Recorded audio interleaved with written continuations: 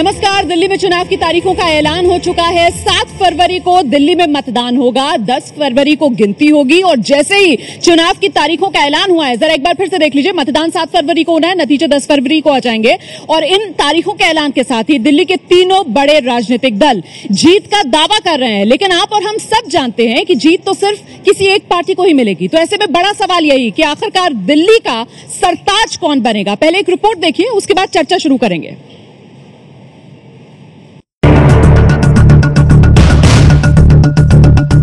Date of poll the 7th February Saturday.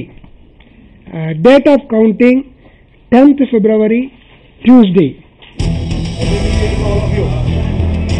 Delhi में चुनाव के ऐलान के साथ ही ये सवाल फिजा में गूंजने लगा है कि दिल्ली में किसके सिर सजेगा ताज, बीजेपी, आप या फिर कांग्रेस। सवाल ये भी है कि क्या दिल्ली के मतदाता भी मोदी लहर से प्रभावित होंगे। सवाल कुछ और भी हैं, जिनके सटीक जवाब नतीजे के दिन मिलेंगे। लेकिन हाल के दिनों में हुए चुनावी सर्वे में बीजेपी बढ़त बनाए हुए है। दिसंबर में हुए एबीपी न्यूज नीलसन के सर्वे में बीजेपी गठबंधन को 45, आम आदमी पार्टी को 17, कांग्रेस को 7 और अन्य के खाते में 1 सीट मिलती दिख रही है। इंडिया टुडे सिसरो के सर्वे में बीजेपी को 34 से 40 सीटें मिलने का अनुमान है, जबकि आपको 25 से 31 सीटें मिलने का अनुमान है। सर्वे के मुताबिक कांग्रेस को 3 से 5 सीटें मिल सकती हैं। न्यूज एक्स सी वोटर के नवंबर में हुए सर्वे में बीजेपी को 40, आम आदमी पार्टी को 22, कांग्रेस को 6 और अन्य को 2 सीटें मिलने का अनुमान है। अब इन तीनों सर्वे को मिलाकर अगर हम मतदाताओं का रुझान देखें तो पता चलता है कि बीजेपी को 41, आपको 22, कांग्रेस को 6 और अन्य को 1 सीट मिल सकती है। साफ है कि चुनावी सर्वे में बीजेपी बढ़त बनाए हुए है, लेकिन नतीजे के दिन क्या तस्वीर होगी, अभी इसके बारे में दावे के साथ कुछ नहीं कहा जा सकता। इस बार भारतीय जनता पार्टी कॉन्फिडेंट है कि हम जीतेंगे और हम अपने दम पर सरकार बनाएंगे। और जो लोग चैलेंजेस फेस नहीं करते हैं, जो लोग भागने की प्रवृत्ति रखते हैं, उनको आखिरकार भगा दिया जाएगा। हम तो अच्छे बच्चों की तरीके से लगातार अपनी पढ़ाई कर रहे थे, 24 घंटे जिसे कहते हैं मिडनाइट ऑयल बर्न कर रहे थे। जो नरेंद्र मोदी की रैली थी उससे बिल्कुल स्पष्ट है, 1 लाख की घोषणा की बात कर रहे थे और वहां 10,000 लोग भी इकट्ठा नहीं हुए। जिन मुद्दों पर चर्चा करनी चाहिए, दिल्ली को लेकर डेवलपमेंट का एजेंडा है, उसके बारे में बातचीत नहीं की उन्होंने। वो क्या बात कर रहे हैं, अरविंद केजरीवाल को सिर्फ गालियां दे रहे हैं कि हमने जो 15 साल में काम किए हैं, दिल्ली का स्वरूप बदला है, वो शायद हिंदुस्तान के किसी शहर का नहीं बदला गया होगा, गुजरात में भी नहीं बदला। दिल्ली की तीनों बड़ी पार्टियां अभी जिस तरह जीत का दावा कर रही हैं, उसी तरह पिछले चुनाव के समय भी कर रही थी, लेकिन नतीजे कुछ और थे। बीजेपी सबसे बड़ी पार्टी जरूर बनी थी, लेकिन वो सरकार नहीं बना पाई थी। 2013 के चुनाव में बीजेपी को 32, आपको 28, कांग्रेस को 8 और अन्य के खाते में 2 सीटें गई थी। उस समय कांग्रेस के समर्थन से आपने सरकार बनाई थी, जो 49 दिनों तक चली और फिर दिल्ली में राष्ट्रपति शासन लागू हो गया। तब से लेकर अब तक दिल्ली की राजनीति में काफी कुछ बदल चुका है। दिल्ली की गद्दी पर बीजेपी काबिज हो चुकी है। महाराष्ट्र, हरियाणा और झारखंड बीजेपी की झोली में जा चुका है। वहीं जम्मू कश्मीर में बीजेपी किंग मेकर की भूमिका में है। अब देखना है कि दिल्ली के दिल में क्या है। जी, तो अब सवाल यही है कि आखिरकार दिल्ली का सरताज कौन बनेगा। दिल्ली में मोदी का जादू चलेगा। देखिए, अगर 2014 मई के चुनाव के अगर आप नतीजे देखें, तब जो मोदी मैजिक जिसको कहा जाता है, भाजपा के वोट शेयर को उसने 47%, लगभग 47% पर ले आया था।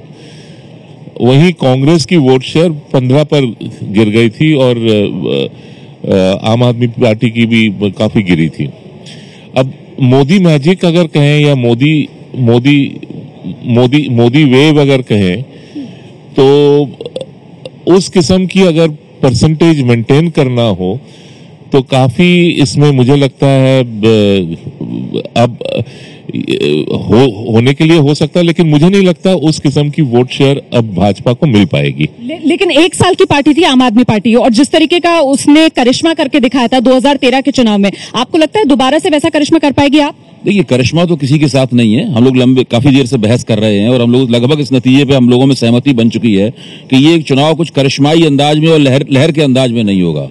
इसमें जो साधारण चुनाव के जो नियम कानून कायदे होते हैं, जो विधियां होती हैं, पद्धतियां और हथकंडे होते हैं, वो चलेंगे इसके अंदर। लेकिन साथ में मैं ये भी कहूंगा, हम लोग सामाजिक समीकरण की बहुत बात कर रहे हैं, लेकिन सामाजिक समीकरण की जब बात करते हैं तो केवल जात बिरादरी की बात हमें नहीं सोचना चाहिए। वर्ग, क्लास भी एक सामाजिक समीकरण बनाता है। मुझे लगता है कि दिल्ली जो है नीचे से ऊपर तक वर्गीय आधार पर बटी हुई है। जो गरीब आदमी है, जो मध्य वर्ग और उससे नीचे का आदमी है, वो बड़े पैमाने पर आम आदमी पार्टी के पास है, और बाकी लोग जो है के बीच में नरेंद्र मोदी की छवि अभी भी कायम है। जो बीच के लोग हैं वो किधर जाएंगे, इसके आधार पर तय होगा कि चुनाव का कि दिल्ली किधर जाती है। लेकिन आम आदमी पार्टी की तरफ से आतिशी मरलेना इस वक्त हमारे साथ मौजूद है। आतिशी, देखिए 2013 विधानसभा चुनाव जो दिल्ली में हुए थे, उस वक्त एक जुमला बहुत कहा जाता था कि सीएम के तौर पर अरविंद केजरीवाल, पीएम के तौर पर नरेंद्र मोदी। लेकिन अब वही नरेंद्र मोदी हैं जो सीधे सीधे आम आदमी पार्टी के सामने आकर खड़े हो गए हैं। तो यहीं से मुश्किल आम आदमी पार्टी की। देखिए, प्रधानमंत्री जी देश के प्रधानमंत्री हैं और हम उनका सम्मान करते हैं। वो सिर्फ भाजपा के नेता नहीं है, परंतु भाजपा के लिए सवाल आज भी है कि उन्हें दिल्ली की जनता के सामने रखना होगा कि अगर भाजपा जीतती है तो चीफ मिनिस्टर कौन होगा, उनका नेता कौन है।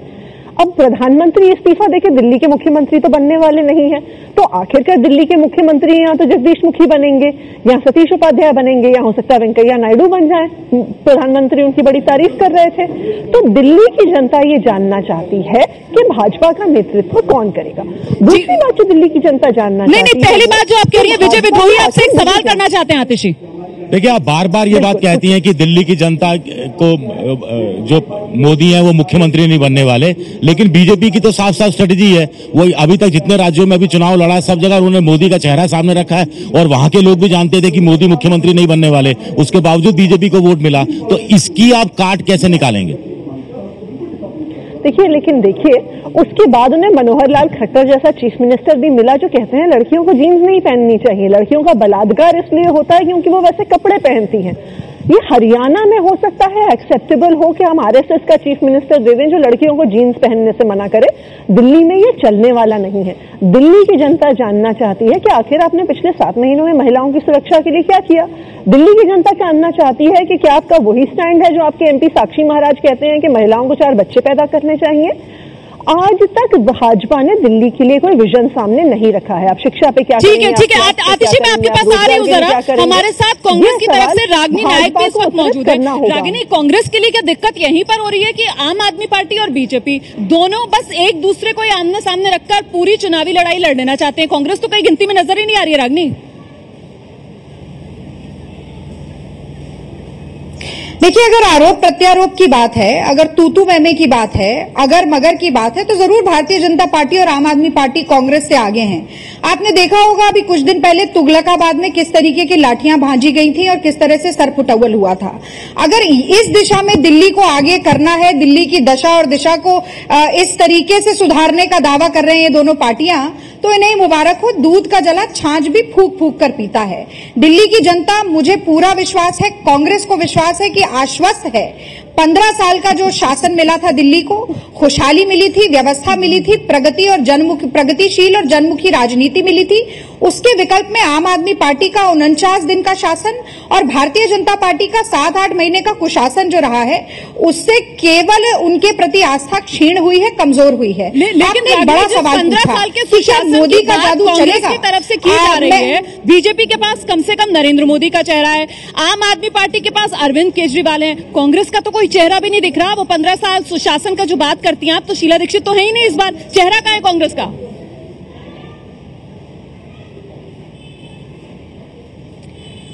चेहरा अगर मुद्दों पर हावी हो जाए, व्यक्तिवाद अगर जनमुखी राजनीति पर हावी हो जाए, तो उससे लोकतंत्र केवल कमजोर होता है।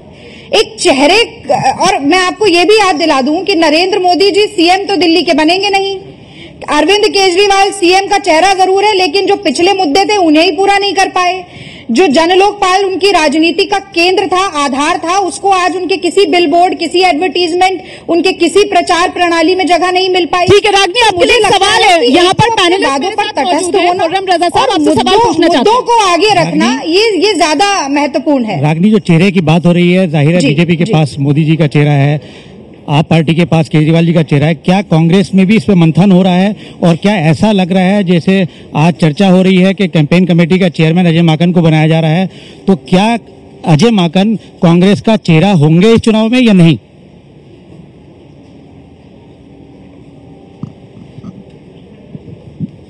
देखिए, कांग्रेस पार्टी के पास दिल्ली में एक बहुत ही मजबूत सशक्त संगठन है।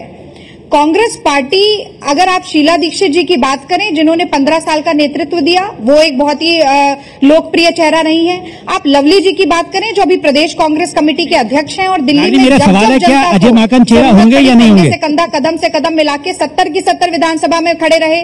अजय माकन जी को कैंपेन कमेटी का इंचार्ज बनाया गया है।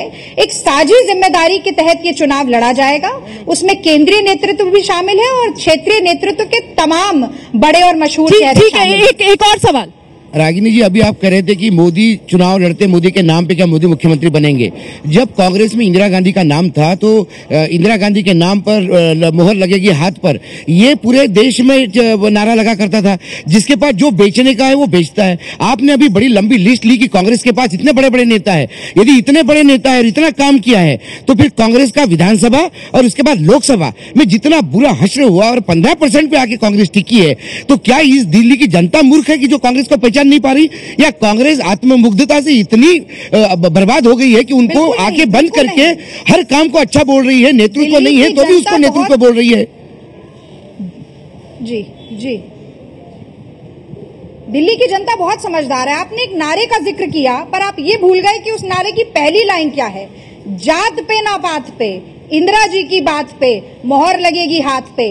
पहले मुद्दा है, उसके पीछे व्यक्ति है, विचारधारा है और उसके बाद वोट की अपील है। यही बात मैंने आपसे रखी कि मुद्दा पहले होना चाहिए, क्या इश्यूज है दिल्ली के, उसके बाद नेतृत्व की बात आती है, उसके बाद प्रत्याशियों की बात आती है, विचारधारा की बात आती है। इसीलिए मुझे लगता है आपने मेरी बात को सशक्त किया। जी जी, बिल्कुल बिल्कुल, जो बात आप कह रही हैं कि मुद्दों की बात आती है, लेकिन वो मुद्दा कौन चेहरा है सामने जो उन मुद्दों को रख रहा है, जनता उसे किस तरीके से ले रही है। 7 फरवरी को दिल्ली विधानसभा के चुनाव, 10 फरवरी को नतीजे सामने आ जाएंगे और ऐसे में इन दिल्ली में होने वाले विधानसभा चुनाव में जो अहम मुद्दे हैं, बिजली मुद्दा है, पानी मुद्दा है, महिला सुरक्षा मुद्दा है, दिल्ली को पूर्ण राज्य का दर्जा मिलेगा नहीं मिलेगा ये एक बड़ा मुद्दा है, अवैध कॉलोनियां मुद्दा है। आइए जरा सिलसिलेवार ढंग से इन मुद्दों पर बात कर लेते हैं। सबसे पहले बात करते हैं बिजली की। बिजली के मुद्दे पर जो पार्टियों का स्टैंड रहा है वो इस वक्त आप देख रहे हैं।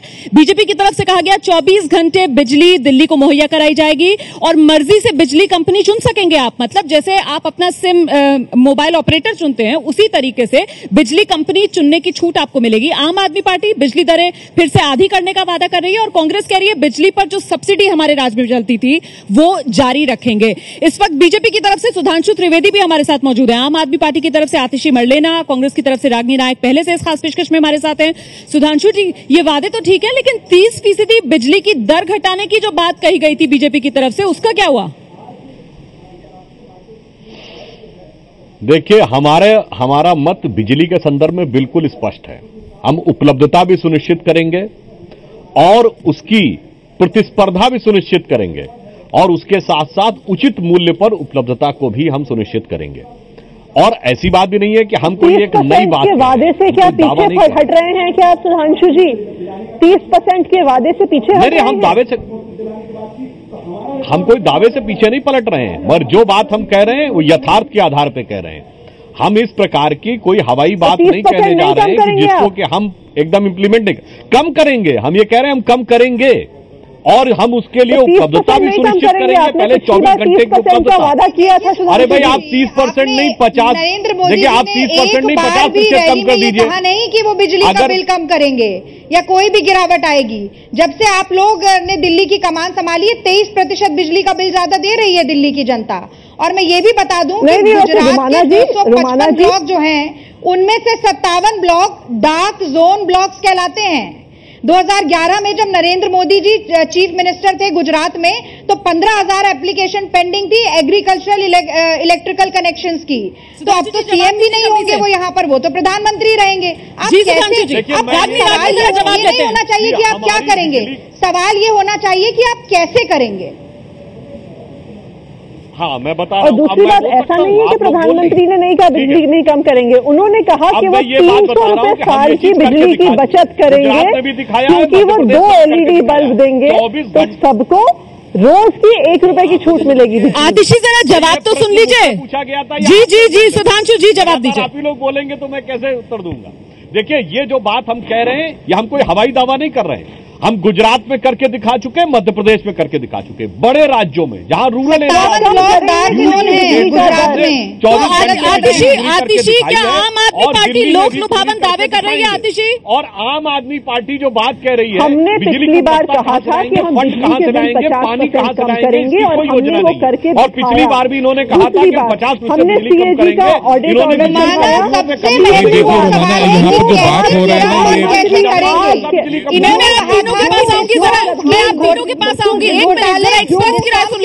उजागर करके कम देखिए, ये जो हर वक्त ये 50%, 30% कम कर देना, 50% कम कर देना, फ्री में दे देना, एक बात सबको समझना चाहिए कि फ्री में कुछ नहीं आता है ना। आम आदमी अगर कुछ फ्री में 50% दे रहा है तो वो बाकी जो आम आदमी फिर बाकी 50% उसको भर भी रहा है, तो फ्री में कोई किसी को मिलता नहीं है।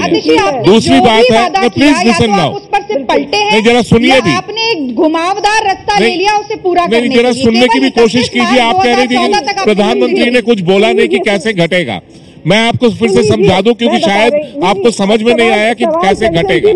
जब कंपटीशन होगा, जब पावर सप्लायर्स कम्पीट करेंगे, कम्पिटिटिव रेट्स में देंगे, अपने आप जो है तो वो प्राइस घटेगा।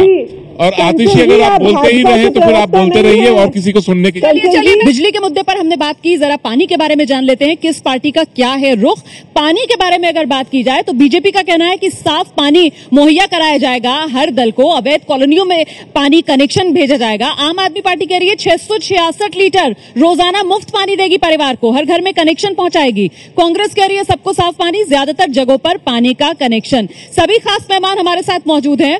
आतिशी, ये 686 लीटर पानी तो फ्री की बात कर रहे हैं आप, लेकिन इसके बाद एक बूंद भी अगर ज्यादा पानी ले लेता है कोई परिवार तो उस पर कितना भार पड़ता है, इसका जवाब कौन देगा? देखिए, जो ये 666 लीटर वाला फिगर है बहुत सोच समझ के बनाया गया है। यूनाइटेड नेशंस के आधार पर और WHO के फिगर आंकड़ों के आधार पर हर व्यक्ति को प्रतिदिन एक डिग्निफाइड जीवन जीने के लिए 150 लीटर पानी चाहिए। सामान्य तौर पर दिल्ली में 4 या 5 लोगों का परिवार होता है, इसलिए ये 650 से 700 का फिगर वहां से निकला है।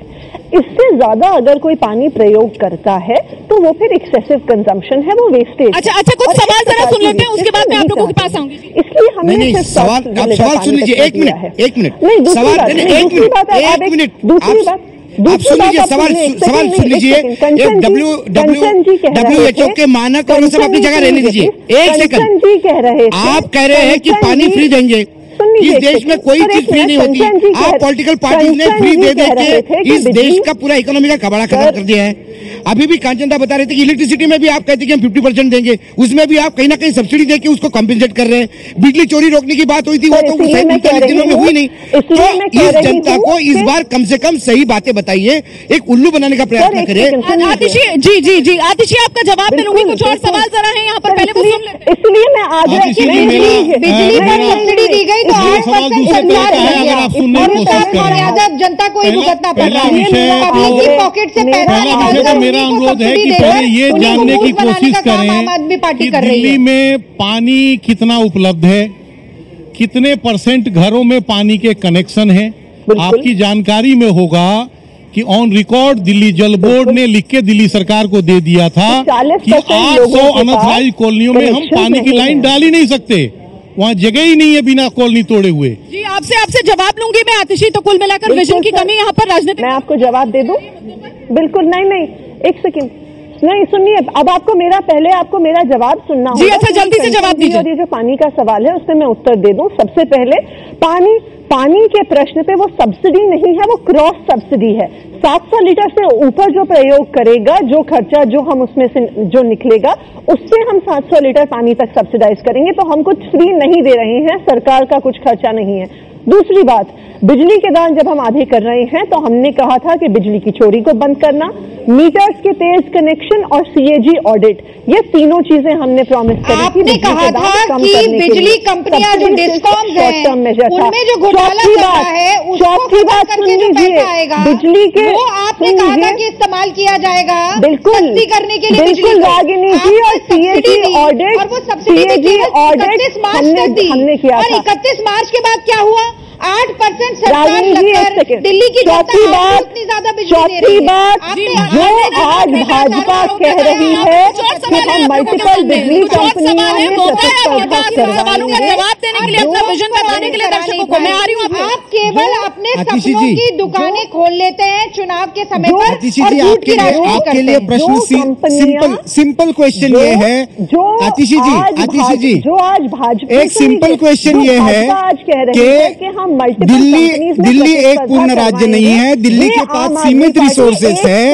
केंद्र सरकार के साथ टकराव की राजनीति करके बाकी राज्यों के साथ रिसोर्सेस के शेयरिंग के बारे में कुछ विजन रखे बिना दिल्ली की जनता तो स्टेबिलिटी एंड डेवलपमेंट चाहेगी ना, तो वो केंद्र सरकार के साथ जाएगी।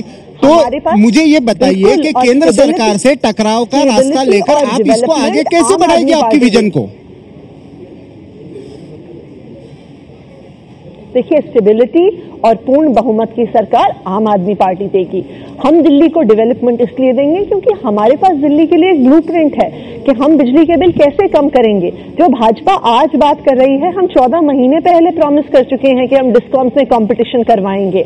दूसरी बात, दिल्ली की शिक्षा व्यवस्था, दिल्ली की स्वास्थ्य व्यवस्था, महिलाओं की सुरक्षा की व्यवस्था। महिलाओं की सुरक्षा में अगर हमारे पास दिल्ली पुलिस नहीं है तो हमने कहा है कि हम होमगार्ड्स को और सिविल डिफेंस वॉलंटियर्स को जो दिल्ली सरकार बहुत आश्चर्य होता है, हम महिलाओं की ठीक है आतिशी, मैं आऊंगी आपके पास। जरा कुछ और सवाल है, एक कदम आपने उठाया नहीं, भ्रष्टाचार की बात, ट्रांसपेरेंसी इंटरनेशनल ने प्रेस कॉन्फ्रेंस करके अपना दावा भी खारिज कर दिया। 49 दिन की जो सरकार लगातार झूठ आप पार्टी ने चलाई, आतिशी एक मिनट सुनो सवाल। जी जल्दी से सवाल। आतिशी, आप पार्टी ने जो 49 दिन की सरकार चलाई है उसमें कॉन्ट्रैक्चुअल टीचर्स जितने भी वादे किए थे वो सारे क्योंकि प्रैक्टिकल नहीं थे, गवर्नेंस नहीं मालूम थी आपको गवर्नेंस कैसी होती है। इसी तरह बिजली में किया कि बिजली आपने कहा फ्री में देंगे, बाद 50% कम करेंगे, बाद में सब्सिडी देनी पड़ी आपको, जो शीला दीक्षित करती रही हैं। तो आप लोग क्यों नहीं प्रैक्टिकल वादे करते, नॉन प्रैक्टिकल वादे क्यों करते हैं आप लोग? जी, तो क्या नॉन प्रैक्टिकल वादे यहाँ पर राजनीतिक दलों की तरफ से किए जा रहे हैं? कि हम किस आधार पर वादे कर रहे हैं, ये आपको सुनना होगा। और सुधांशु जी, बीजेपी ने किस आधार पर वादा किया है पानी पहुंचाने का? के बीच में कंपटीशन। आतिशी जरा सुनने दीजिए, इससे हम काम करेंगे। दूसरी बात, पानी नहीं सुन लीजिए, पानी के लिए भी हमने पहले प्रॉमिस किया है, बाकी मेहमानों को भी बोलने दीजिए। सुधांशु त्रिवेदी जल्दी से अपनी बात रखिए। हार्वेस्टिंग की व्यवस्था करेंगे।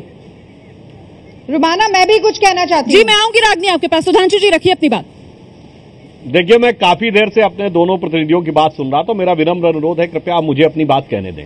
समस्या क्या है कि इस चुनाव में अगर आप देखें तो एक तरफ है अव्यवस्था की प्रतीक कांग्रेस, दूसरी तरफ है अराजकता की प्रतीक आम आदमी पार्टी और तीसरी तरफ है परिपक्वता की प्रतीक भाजपा। अब आप बिजली का उदाहरण ले लीजिए।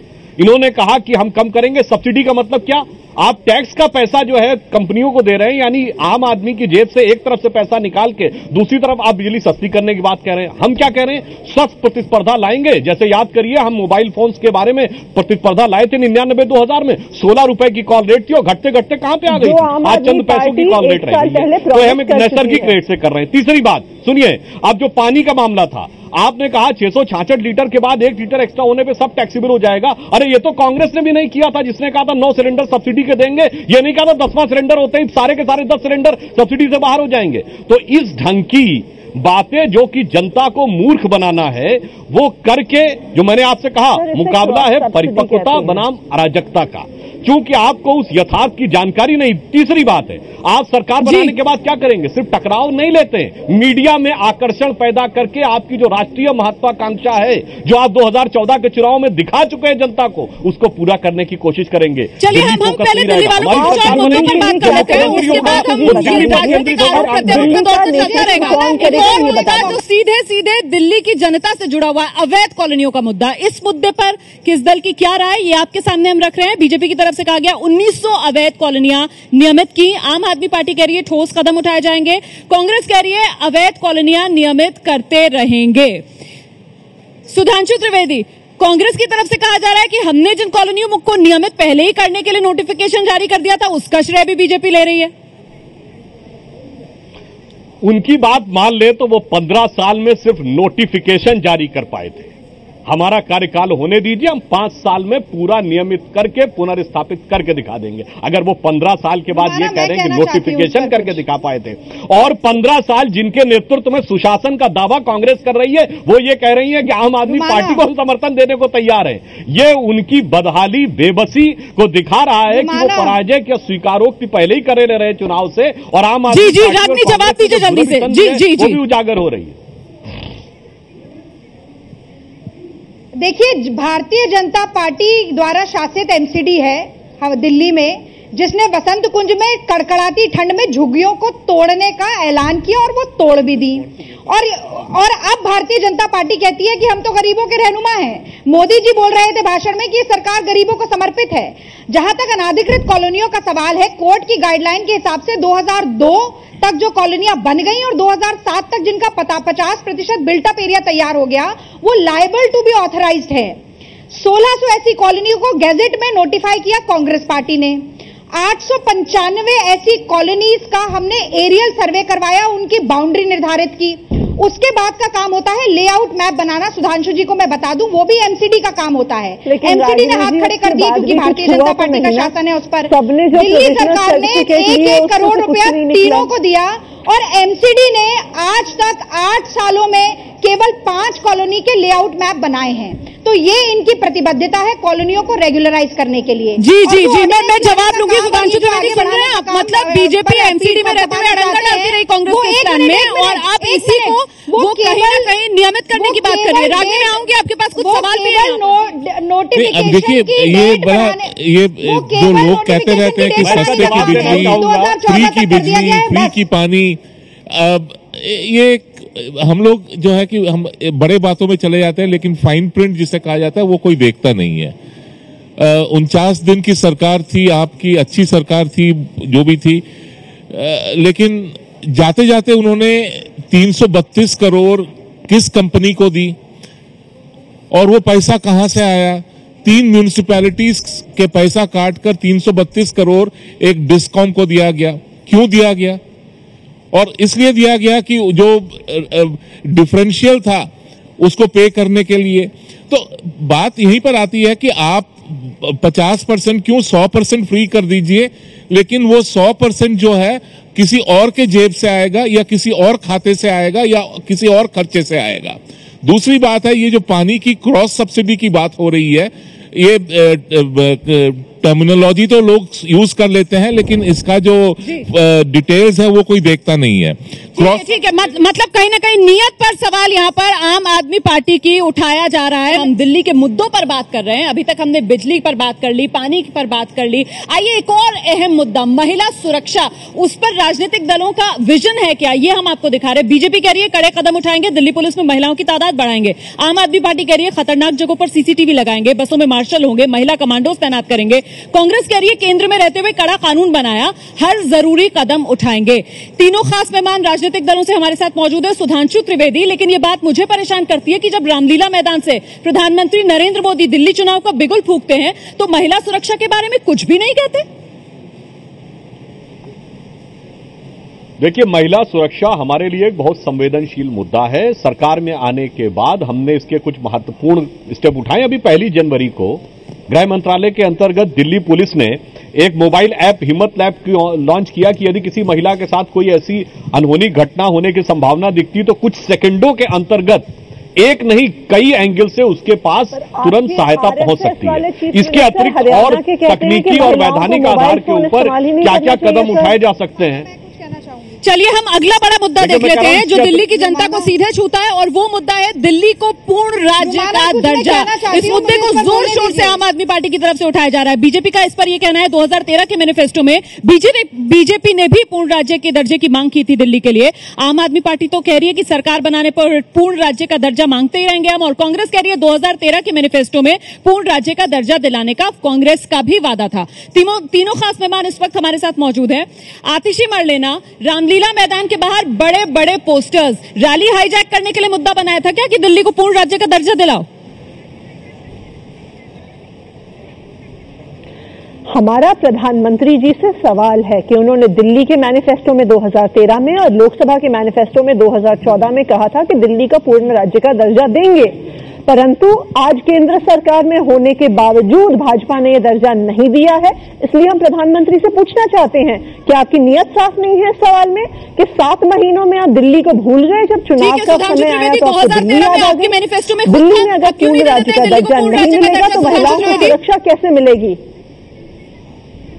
और एक सेकेंड, दूसरा ये झूठ बोल रहे हैं पिछले 4 दिन से टीवी पे कि हम असेंबली में आएंगे तब देंगे। आज आपके पास पावर है कि आप land law and order Delhi की सरकार को दे सकते हैं। आतिशी ने तो इस कार्यक्रम को अपना चुनाव प्रचार का जरिया बना लिया है, दूसरों को भी बोलने का मौका दे। सुधांशु जी प्लीज जवाब दीजिए। मैं बीच में नहीं बोलना चाहती हूँ, कृपया मुझे बोलने का मौका दे। रुमाना, जहां तक नियत का सवाल है बिल्कुल साफ है। आम आदमी पार्टी कांग्रेस दोनों कह रहे हैं मैनिफेस्टो में था तो इन्होंने मिलकर क्यों नहीं प्रस्ताव पारित किया, और केंद्र में उनकी सरकार थी, भेजा क्यों नहीं? ये साफ दर्शा रहा है कि नियत किसकी क्या थी। भाई मैं तो प्रश्न आप दोनों से पूछ रहा हूं। आम आदमी पार्टी ने प्रस्ताव पारित किया विधानसभा से, और केंद्र में आपकी मिलीजुली सरकार थी, आपने केंद्र सरकार को भेजा। अरे 2 बार का था तो आपने 15 साल दिल्ली पर राज किया कांग्रेस का था और 10 साल केंद्र में सरकार में थे, मुझे इसका जवाब चाहिए। क्यों नहीं कर लिया? अब आप इसे भी मुद्दे को भुनाना चाह रहे हैं। जी रागनी, देखिए दो बातें मैं स्पष्ट करना चाहती हूँ। बहुत देर में आप मेरे पास आई कि सबसे पहली बात तो ये है कि सवाल पूछ कौन रहा है और किससे पूछ रहा है। पहली महिला सुरक्षा पे बोलूंगी। सिर्फ इस रैली की बात नहीं है, प्रधानमंत्री जी ने जो अपना पहला 10 सूत्री कार्यक्रम बनाया था 100 दिन का, उसमें महिला एजेंडा था ही नहीं। आज कभी साक्षी महाराज 4 बच्चों की बात करते हैं, आज एक और साध्वी थी, उन्होंने 4 बच्चों की बात कर ली। लव जिहाद की बात हो रही है। खट्टर जी कहते हैं कि मोबाइल फोन ही इस्तेमाल मत करिए, सुधांशु जी ऐप लाने की बात कर रहे हैं। 370 का क्या हुआ था? पूर्ण राज आज मुद्दा इनके लिए हो सकता है, लेकिन चुनाव के बाद क्या होगा? रागिनी जी और शालिनी जी की पार्टियों ने जो महिलाओं के विरुद्ध फतवे जारी होते हैं उससे क्या बोला था? स्थापित करते हैं, उनका इस्तेमाल करते हैं। नरेंद्र मोदी जी ने कहा था सुधांशु जी, चुनाव में अगर आप वोट देने जा रही है जनता तो निर्भया को याद कीजिए। उसके बाद दिल्ली में कितने रेप हो गए, पुलिस वालों की पिटाई हो रही है, महिलाओं की सुरक्षा कैसे होगी? आप मंगलयान का क्रेडिट लेना चाहते हैं, लेकिन आप जो विफलताएं हैं उसकी जिम्मेदारी नहीं लेना चाहते। ये 2 तरीके की राजनीति कैसे होगी? और फिर आम आदमी पार्टी आ जाती है मैदान में पूछने के लिए, जिन्होंने 50 दिनों में 50 यू टर्न ले लिए। चलिए बहुत बहुत शुक्रिया आप सभी का इस खास पेशकश में हमारे साथ बने रहने के लिए। तो कुल मिलाकर दिल्ली की जनता को फैसला करना है कि दिल्ली का सरताज बनेगा कौन। दिल्ली के दिल से जुड़े ये अहम मुद्दे जो सिलसिलेवार ढंग से हमने आपके सामने रखे।